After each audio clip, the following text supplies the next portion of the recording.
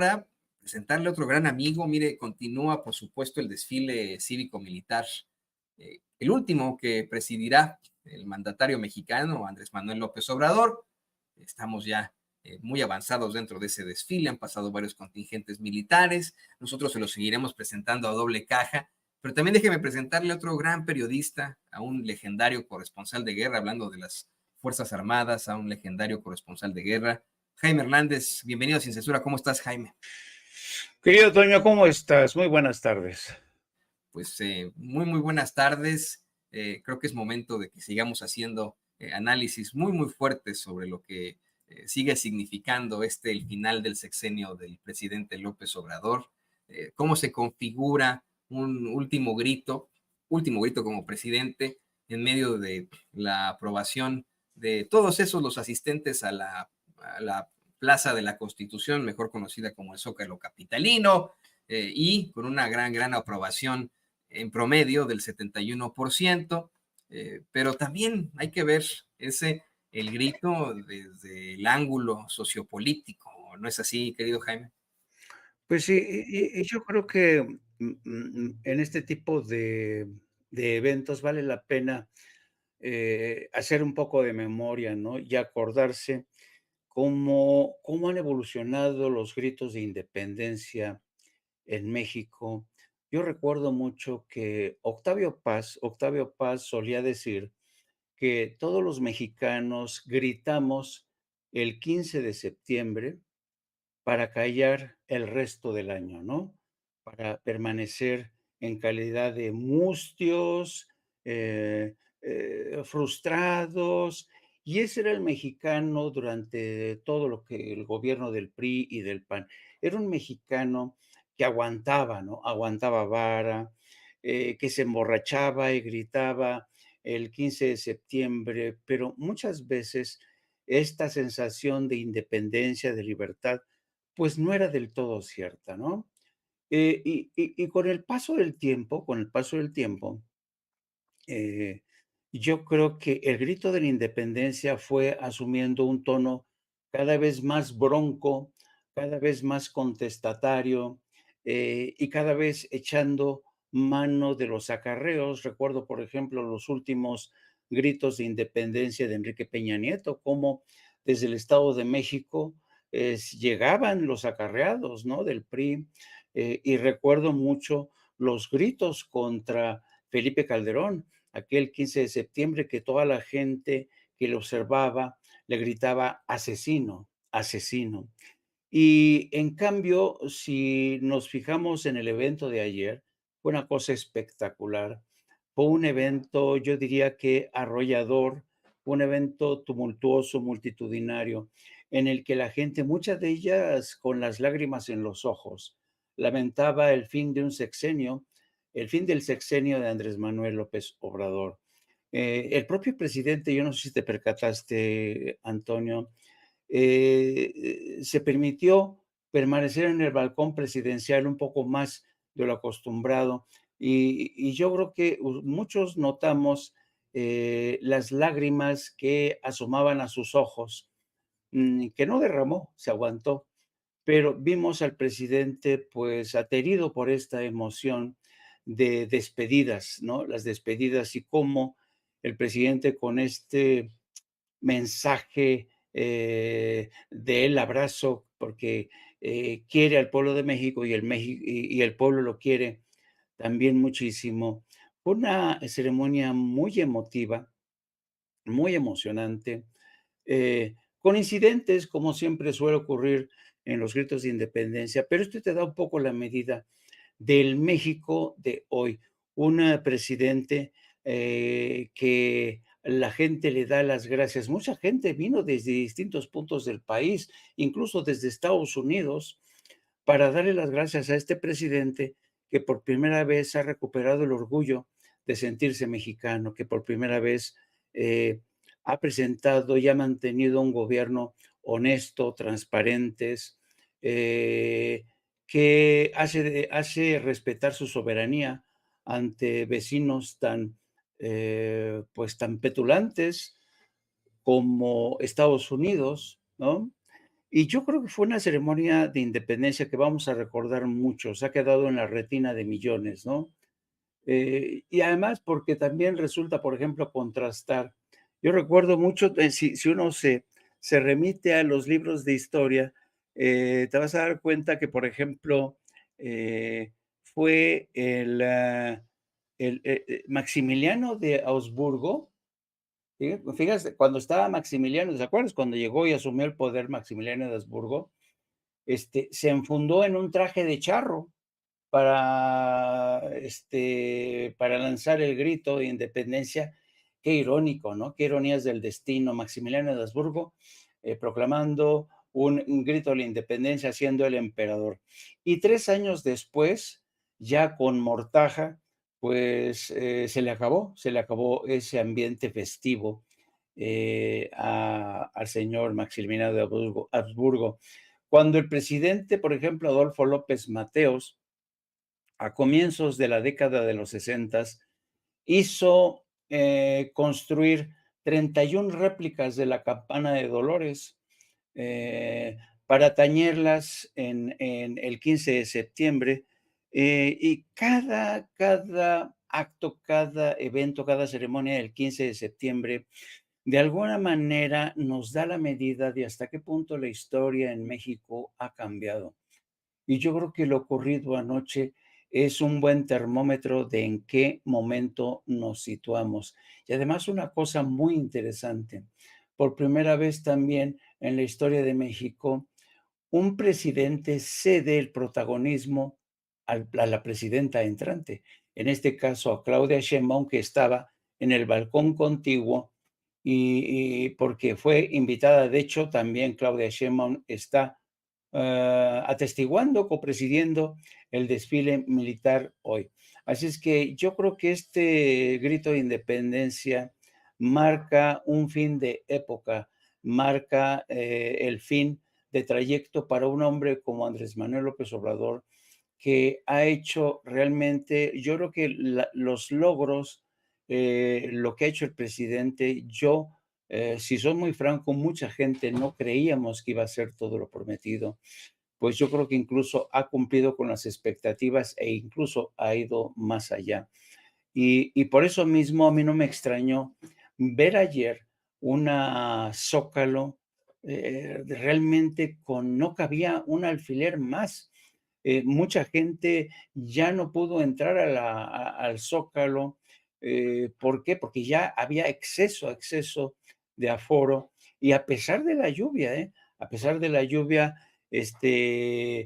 muchos de nuestros compañeros, ahí tenemos a nuestro querido Vicente, aguantó el Chaparrón, Manuel Pedrero, mucha gente aguantó ahí, porque era importante, ¿no? Era importante ser testigos de este momento tan excepcional, de un sexenio que nos ha traído tantas promesas.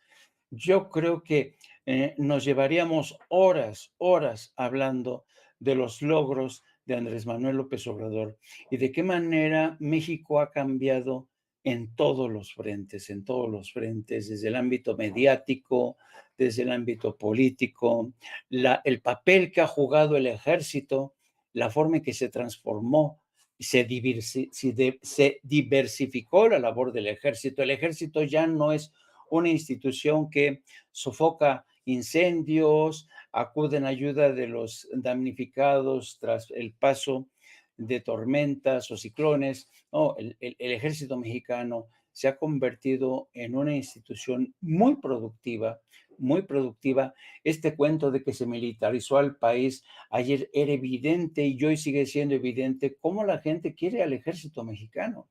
Realmente cómo está agradecido con estas instituciones. La gente respeta muchísimo al ejército mexicano, a la Marina, a la Guardia Nacional, porque son instituciones que, a diferencia, por ejemplo, de la Suprema Corte, pues goza de una confianza y una respetabilidad. Mira, me encantan estas imágenes que están poniendo de la gente tan cercana al ejército.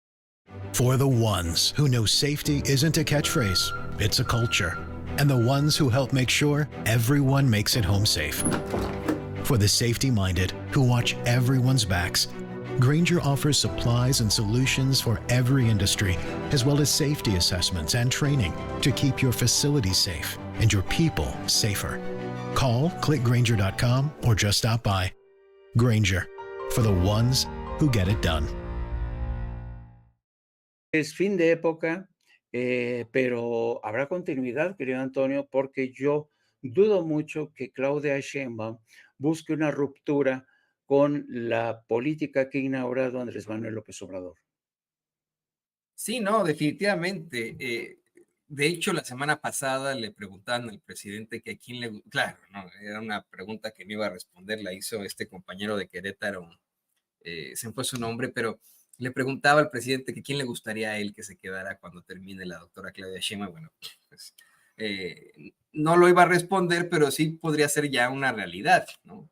Yo creo que le queda muchísimo tiempo a la cuarta transformación, deja todo Morena, a la cuarta transformación en el poder, porque la oposición sigue cegada y sigue, vamos, no queriendo aceptar su dura realidad, no queriendo conceder una derrota absoluta, una derecha que tiene que reinventarse, como lo dijo Damián Cepeda, que tiene que incluso pensar en desaparición de partidos para poder regresar como oposición. Te lo digo y le pido al equipo que nos grabe por las últimas declaraciones que ha hecho Lili Téllez en los espacios del Defensor de los Malandros, en la Cueva de los Malandros, Radio Fórmula con Ciro Gómez Leiva. Un Ciro Gómez Leiva que después de una vacación que tuvo, regresa, pues tal vez muy reflexivo, conociendo que y aceptando que efectivamente están en el hoyo y cavando en la oposición, en la derecha a la que él tanto quiere, que tanto representa, y que pues no quiere ver esta ignorante lectora de prompters llamada Lili Téllez y que vamos a tener que seguir tolerando en nuestro Senado, en uno de nuestros cuerpos legislativos más importantes. ¿Qué te parece, Jaime, que escuchamos este intercambio que existió hace unos momentos entre Ciro Gómez Leiva y Lili Téllez, en el que, bueno, pues Ciro tiene que mostrarle la dolorosa y dura verdad a Lili Téllez? A ver, antes de ver tus monedas, vamos a ver qué pasa.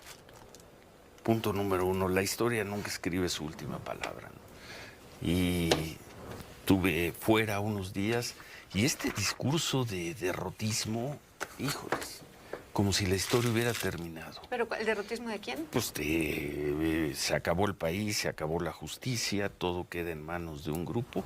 Vamos a ver cómo, y eso, cómo se aterriza la reforma al Poder Judicial. Pues yo no estoy derrotada, al contrario, yo estoy diciéndole a la gente que tenemos que estar atentos y de pie, porque el golpe que le dieron al sistema republicano es muy grave, Eran 3 poderes. Y el judicial, vamos a partir de algunos, hecho, va a depender de algunos datos, ¿sí? El primer dato, en la elección de ¿cuándo fue? Hace 3 meses y medio, votó apenas el 60% del electorado. Es decir, la gente no salió a reprobar a este gobierno. De quienes votaron, casi el 60% lo hicieron por Claudia Sheinbaum.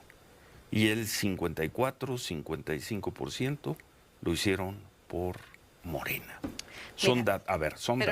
Pero también es dato que no hay mayoría calificada real. Estoy dando datos.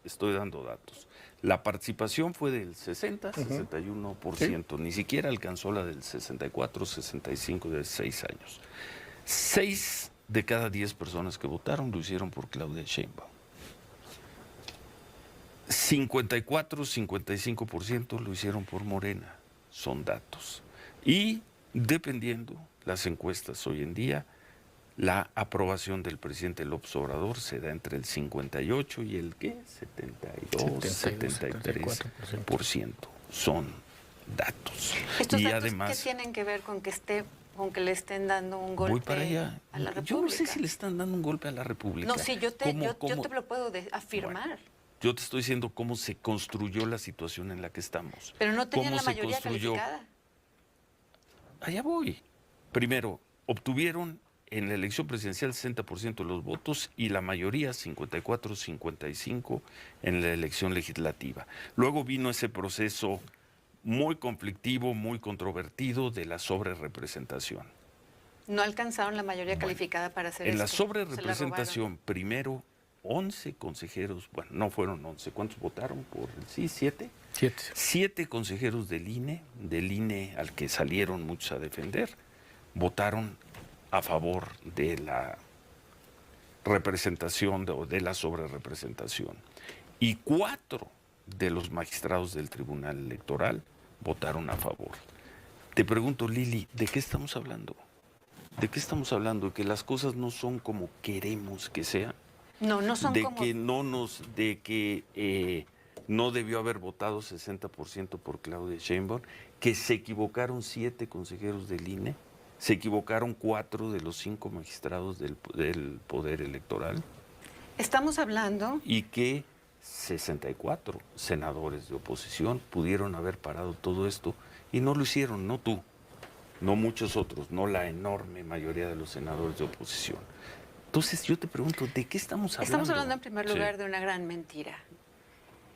El pueblo de México no le dio a Morena la mayoría calificada para hacer este cambio a la Constitución. Eso es falso. Le dio 54-55%. No les dio la mayoría calificada. La mayoría calificada se la robaron torciendo la ley. 7 de los 11 consejeros del INE piensan torcieron que sí. la ley para darles la mayoría calificada. Eso es un robo.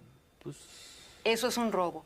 Partimos de ahí, esa es la primera gran mentira. O sea, 7 consejeros del INE. Morena quería la mayoría calificada para poder cambiar la Constitución de un sistema republicano a un sistema monárquico de facto. El pueblo de México no les dio la mayoría calificada. ¿Creemos entonces en las reglas o no creemos, Lili? No creo en que tuerzan las reglas. ¿Creemos en las instituciones o no creemos en las instituciones? No creo en las personas que presiden las instituciones cuando tuercen las reglas para quedar bien con el poder y hacen trampa. En tu lista te faltan ahí 7 vivas para los 7 consejeros del INE que votaron a favor de la sobrerepresentación y los 4 magistrados del Poder Electoral. Es el primer gran asunto. Por eso creemos o no creemos. Fue un robo la sobrerepresentación. Bueno, pausa ahí la dejamos, tenemos que hacer pausa. Bueno, pues ahí está. Miren, yo se lo digo claramente, con mucho respeto. Me da la impresión de que si a Lili Telles le dijeran, no sé, no, ponte una máscara de payaso, píntate de payasa, ponte un traje de payaso, los zapatotes, y voy a decir ahí que, no sé, ¿no? Que el gobierno tiene que estar conformado por puros perritos French Poodle, lo va a hacer, ¿no? O sea, de verdad, este nivel de degradación tiene esta señora a la que pues, también le encanta la payasada, que es, verdaderamente despreciable en su actuar, que le encanta, porque vamos, es conocida por leer prompters, por ser una ignorante, ¿no? Y por hacer este tipo de desfiguros, al grado de que el defensor de los malandros tenga que exhibir en su programa. Le pido al equipo que nos grabe para escucharte a ti, Jaime. ¿Qué opinas de todo esto? Pues sí, la quiso exhibir, pero yo digo que no lo suficiente, querido Antonio, porque yo creo que Ciro suelta la cuerda, le soltó la cuerda a Lili Telles, se le hace como que la corrige, pero al final del día la dejó hablar para decir puras patrañas. Y yo creo que esta mujer, que es la quintaesencia de la bellaquería, por cierto, es vil, es una personaje ruin. Lili Telles, la escuela que ha tenido en Azteca, en donde los reporteros están acostumbrados a construir una realidad alterna. Desde siempre ha sido así. Esa es la escuela de Azteca, como por ejemplo Lili Telles, cuando era más joven, cuando el asesinato de Paco Stanley se emperró en que el entonces procurador de la Ciudad de México, Samuel del Villar, era el responsable, imagínate nada más. Ha cometido cada atrocidad esta mujer. De verdad, yo no sé por qué no está en la cárcel Lili Telles. Es una mujer, es una cretina, es una bribona que miente como respira, francamente. Y yo creo que esta mujer, al insistir con este tema de que se robaron la mayoría, Por eso te digo que intentan ahora construir relaciones, una realidad alterna. Desafortunadamente, tanto Lili Téllez como Ciro Gómez Leiva se topan con un muro llamado la realidad, que ya le llega a muchísimos mexicanos a través de medios independientes. Esta historia de que se robaron la mayoría calificada, pues todos sabemos que es un cuento chino. Las cifras que le da Ciro Gómez Leiva del nivel de porcentaje de participación y de votos que recabó tanto el presidente López Obrador como Claudia Sheinbaum, ningún presidente en la historia moderna de México, ni en la historia desde el siglo XIX, recabó tanto apoyo como López Obrador y Claudia Sheinbaum. Y se acabó, se acabó. No hay otro debate. Yo no sé por qué esta mujer, que insisto, es una desvergonzada, una cretina, insiste con esta historia de que Morena se robó la mayoría. Y lo que pasa es que tienen muy mal perder, y yo creo que ah, tanto Ciro Gómez Leiva como esta mujer van camino de la intrascendencia, porque está visto. O sea, nada más hay que hacer un recuento de los testimonios recabados ayer por Vicente Serrano, por Manuel Pedrero en el Zócalo, para darte cuenta de que la realidad ya es otra. Estos testimonios que nos dieron muchísima gente que acudió ayer, pagándose ellos por sus medios propios para agradecerle al presidente, te habla de otra realidad completamente distinta. Yo no sé cómo los estrategas, tanto de esta cadena radial como de imagen, como TV Azteca o Televisa, van a mantenerse con esta estrategia de comunicación, de construir una realidad alterna en la que ya no encaja el paisaje que vemos y constatamos todos los días los mexicanos. Y además otra cosa, cuando Lili Téllez sale a la palestra para hacer estas declaraciones como senadora del PAN, un cargo que por cierto le llegó por vía plurinominal porque fue derrotada en las urnas, pues es un embuste, ¿no? Y en muchos sentidos, pues es un embuste y un engaño para una ciudadanía que ya no se deja engañar, ¿no? Realmente son patrañas por eso mismo. Así es que yo creo que esta gente va a caer por su propio peso, y por más maromas que hagan en sus noticiarios y en sus programas de radio y televisión, la gente ya es perfectamente consciente porque además cuando tú tratas de construir una realidad alterna, por cierto, yo no sé si tú viste, querido Toño, la forma en que el Partido Republicano, eh, en este caso el candidato a vicepresidente J.D. Vance, defendiendo lo que dijo el presidente Trump a propósito de que había dicho que los inmigrantes están comiendo a los gatos y a los perros. Bueno, Haitianos, sí. entrevistan a J.D. Vance, y ¿qué dice el tipo? Dice, bueno, es que nosotros tenemos que construir una realidad para que la gente entienda a base de ejemplos el peligro a que nos enfrentamos. Fíjate nada más hasta dónde llega J.D. Vance. Tenemos que construir una realidad, es decir, inventarnos, volar, echarnos fake news para que la gente entienda. Pues eso es lo que son expertos la derecha, tratar de inventar una realidad alterna, decir que el presidente, fíjate nada más la gravedad de esto, intentan socavar la legitimidad que llevó a la presidencia a Claudia Sheinbaum, y a pesar de los enojos y las pataletas de esta bribona que se llama Lili Téllez, Claudia Sheinbaum va a asumir el poder el próximo 1 de octubre. Y a pesar de los gritos y los insultos contra un hombre tan honorable como el senador Gerardo Fernández Noroña, esta mujer no va a poder, no va a poder. Yo no sé qué va a hacer Lili Téllez de aquí al resto de la legislatura. Yo no sé de qué va a vivir o qué cuento se va a echar realmente para tratar de mantenernos todos convencidos de que el pueblo de México se equivocó el pasado 2 de junio.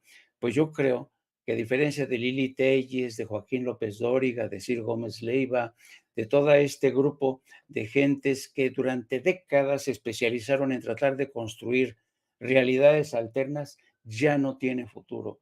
Y yo me sigo francamente sin explicar cómo fue posible, cómo fue posible que durante décadas esta gente haya llegado a niveles insólitos de engaño, para presentar una realidad alterna, presentándonos a un Felipe Calderón como un gran mandatario, presentándonos a un Genaro García Luna como un hombre, la máxima de la inteligencia gris en materia de seguridad e inteligencia, y resulta que sí era la inteligencia, pero los cárteles de la droga, ¿no? Entonces, yo creo que la gente ya maduró, la gente, si hay algo que le tenemos que agradecer a Andrés Manuel López Obrador, este despertar del pueblo mexicano. Y por más Lili Téllez que nos avienten, por más Ciro Gómez Leivas que entren al ruedo, francamente creo que su ciclo se acabó. Sí, se les acabó el 20, pero pueden regresar. Yo estoy convencido, Jaime, querido público consentidor, que si se reagrupan, si toman en cuenta a las bases que tienen todavía como conservadurismo, tienen de alguna otra forma posibilidades. O sea, el dinero ya lo tienen, el respaldo de organismos, de instituciones tan fuertes como la Iglesia Católica Mexicana, y de las élites, por supuesto. Pues yo con eso ya le hicieron. Sin embargo, siguen siendo muy mediocres. Creo que la palabra es mediocre. Son muy mediocres en su actuar, al nivel de poner a alguien como Lili Téllez a que sea, pues ya ahora vamos, ¿no? Su vocera ahí en los medios de comunicación, en el Senado, una Lili Téllez que en esta ocasión llega como legisladora plurinominal, que no consigue hacerse de la senaduría mediante el voto popular como sí lo consiguió con el respaldo de la marca Andrés Manuel López Obrador. Se queda en esas situaciones tan lamentables. Y pues ya para cerrar, le pido al equipo que nos grabe. Quiero pedirte tu comentario, tu conclusión. Ahora, rumbo al 1 de octubre. Ahora sí, ya estamos a menos de 15 días de que comience un nuevo gobierno, un nuevo sexenio, de que se vaya un hombre que para muchos, bueno, pues dejó huella en la transformación de México, y que para muchos otros podría ser muy difícil llenar sus zapatos. Se viene un sexenio, como bien lo comentabas, de la doctora Claudia Sheinbaum. Este continuará, ¿no? De la cuarta transformación con la doctora Claudia Sheinbaum. ¿Qué es lo que ves ya para cerrar, Jaime, tu conclusión? Pues veo un futuro bastante prometedor en el que la derecha va a seguir tratando de dar la batalla, pero yo creo que a diferencia de Andrés Manuel López Obrador, Claudia Sheinbaum es una mujer que realmente no creo que sea tan indulgente con la oposición. Y yo creo que yo me quedo mucho con el testimonio del presidente el pasado, este fin de semana, creo que fue en Chiapas, cuando dijo que él ya quería retirarse, que había concluido su ciclo y confesó por primera vez a corazón abierto que desnudó su alma, vaya, y nos dijo que el corazón ya no le acompaña, el corazón, pues, que le ha dado bastantes quebraderos, bastantes sustos, pues ya el presidente tiene un corazón débil, debilitado, y solamente hay que ver el físico del presidente, la forma en que ha envejecido Andrés Manuel López Obrador por estas fatigas que no cualquiera aguanta. O sea, yo no sé de dónde le sale la fuerza a este hombre. Yo he marchado a su lado cubriendo como periodista y créeme, termina uno hecho polvo. Yo no sé cómo Andrés Manuel López Obrador sigue manteniendo esa energía, esa voluntad. Y yo creo que por eso el corazón le está pasando una factura.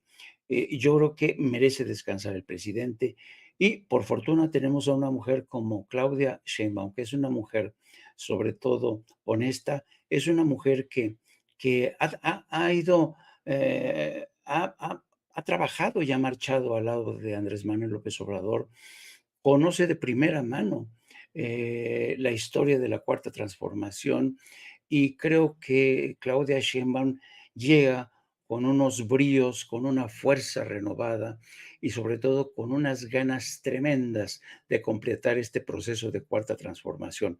Yo vaticino que tenemos ante nosotros un futuro muy, muy, muy, muy prometedor. Y una cosa interesante, el hecho de que sea Claudia Sheinbaum, que sea una mujer, yo he sostenido desde siempre, querido Antonio, que las mujeres son han sido siempre más fuertes y más inteligentes que nosotros los hombres, de verdad. Pon tú a una mujer en cualquier cargo de responsabilidad, es impresionante el tipo de resistencia. La mujer es esa fuerza de la naturaleza que es capaz de dar vida a otro ser, que es capaz de aguantar, de resistir. Y yo creo que por eso que la primera presidenta de México va a ir más allá. Fíjate, acuérdate, ahí apunta lo que estoy diciendo, va a ir más allá de nuestras más altas expectativas. El presidente no se equivoca. Cuando el presidente dice que Claudia Sheinbaum va a ser una gran presidenta, yo estoy de acuerdo con él, va a ser una giganta, lo va a demostrar.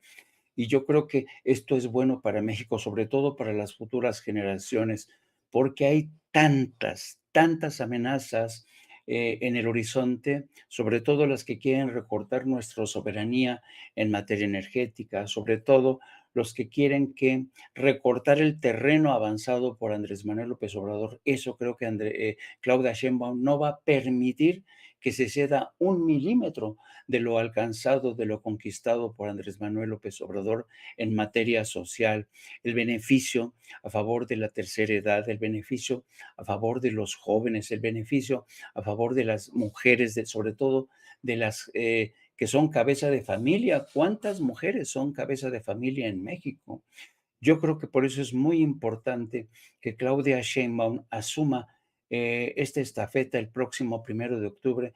Yo creo que el 1 de octubre va a ser histórico por definición, eh, histórico en tantos sentidos, en tantos sentidos.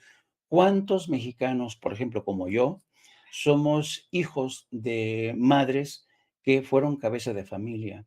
Y mi madre nos sacó una familia de 6 hermanos, y por eso sé de las capacidades de las mujeres, sé de su arrojo, sé de su valentía, sé de su tesón, sé de esta capacidad que tienen para sufrir cosas increíbles y para sacar pecho en defensa de su familia. Y Claudia Sheinbaum, estoy seguro que hará una gran defensa del país. Y yo me quedo más con eso. Yo espero que no sea tan vehemente, tan indulgente, es la palabra que utilizas tú, querido Jaime, indulgente, la presidenta electa, en estos temas que requieren de la constante y perpetua voluntad de darle a cada quien lo que le corresponde. Yo también, como periodista, creo que desde que empecé a estudiar la carrera, y me lo advertían muchos cuates, me decían, ay, tú vas a estudiar lo que para nosotros es el badminton siendo ingenieros o médicos, no, hombre. Creo que he dormido muchísimo menos que cualquier ingeniero o eh, cualquier médico, pero en el caso del presidente López Obrador, tenemos a un hombre que trabajó 16 horas diarias en algo que suena redundante, pero que es de lunes a domingo, imagínese usted. Por supuesto que todo esto se le reconoce, pero siento que sí se quedó pendiente precisamente que fuera tan indulgente con personajes que merecían enfrentar a la justicia con todas sus consecuencias. Yo también estoy esperanzado en que la doctora Claudia Sheinbaum pueda enfrentarse al toro por los cuernos y que en un par de semanas escuchemos como regalo de inicio de sexenio que Barbajanes, como el multimillonario Ricardo Salinas Pliego, van a pagar sus impuestos, los más de 35 mil millones de pesos en impuestos que deben, como se ha manejado en redes sociales, eso no lo sabemos, ¿no? Esperemos que así sea, esperemos que muchos personajes enfrenten las consecuencias penales de sus actos. Y pues bueno, vamos a ver en qué se configura todo esto. Yo te quiero agradecer, Jaime, por ser parte, como siempre, de esta pues de esta emisión, de esta mesa de análisis, y te pido por favor que nos compartas tus redes sociales para que la gente se ponga en contacto contigo. Sí, gracias, querido Toño. Solo un comentario final. Creo que lo que ha quedado demostrado en este fin de sexenio de Andrés Manuel López Obrador es que si hay algo que ha marcado para mal a la oposición, ha sido su terrible error de cálculo político. Es que yo, de verdad, es que es increíble la forma en que se han equivocado la oposición, y en la oposición incluyo a Norma Piña. Norma Piña se equivocó tremendamente en su error político y creyó que Morena nunca iba a alcanzar la mayoría en la Cámara de Diputados y la de Senadores, ¿no? Y yo creo que la oposición, si sigue en esas, y si personajes como el señor Ricardo Salinas Pliego siguen en ese tono de seguir errando el cálculo político, les va a ir, pero como en feria, ¿eh? Yo vaticino un futuro negro para Ricardo Salinas Pliego, porque, como decía el presidente la otra vez, si ustedes creen que yo soy rijoso, espérense que llegue Claudia, porque comparado con ella yo soy bastante fresa. Y yo creo que tiene razón. Yo creo que Claudia Sheinbaum es una mujer muy disciplinada, es una obsesionada de lo que se llaman el micromanagement. Está en todo Claudia Sheinbaum. Y francamente no creo que Claudia Sheinbaum está dispuesta a dejar pasar más tiempo antes de que personajes como Ricardo Salinas se anime a pagar a sus impuestos. Vamos a ver cómo le va después de pagar sus impuestos. Vamos a ver si no se ve obligado a vender sus yates de lujo, vamos a ver cómo le va, pero yo creo que han cometido y seguirán cometiendo este terrible error de cálculo político. Y pues gracias, querido Antonio, te mando un abrazo. Les recuerdo que dentro de una hora más o menos estaremos en No Apto para Cínicos, y me pueden seguir también a través de nuestras redes sociales, @JaimeJorro. Un abrazo, querido Antonio. No, ni te preocupes por este personajazo. Perdería más o menos 1,500, 2,000 millones de dólares de lo que tiene en su haber, pero pues todavía le queda una lanototototota en su fortuna, ¿no? No es que tenga ahí en la cartera y la lana, su Banco Azteca, no, en su haber. Si paga estos impuestos, estamos hablando, me parece, de aproximadamente unos 2,000 millones de dólares, y según reporta la revista Forbes, bajó y disminuyó su fortuna. Efectivamente estaba en 13,000 millones hace algunos meses, ahora está en 10,000 millones. Pues mira, le quedan 8. Es como el niño que llega a la primaria ahí en la cooperativa, si de pronto tiene que pagar por unas copias, pues le quedan 8 pesos para poderse comprar su torta y su Así es. Así es. No, cosa que ya no pasa, ¿no? Cuando yo era niño, yo me podía comprar una torta de chorizo, un refresquito y unas papas por 3,50, 3 pesos con 50 centavos. Esos eran los buenos tiempos. Querido Jaime, muchísimas gracias como siempre. Aquí a la orden, ahí tiene usted al periodista independiente y corresponsal de guerra, Jaime Hernández, aquí en Sin Censura. Gracias. Un abrazo, querido Antonio. Chao, chao. Chao, chao. Bueno, pues vamos a más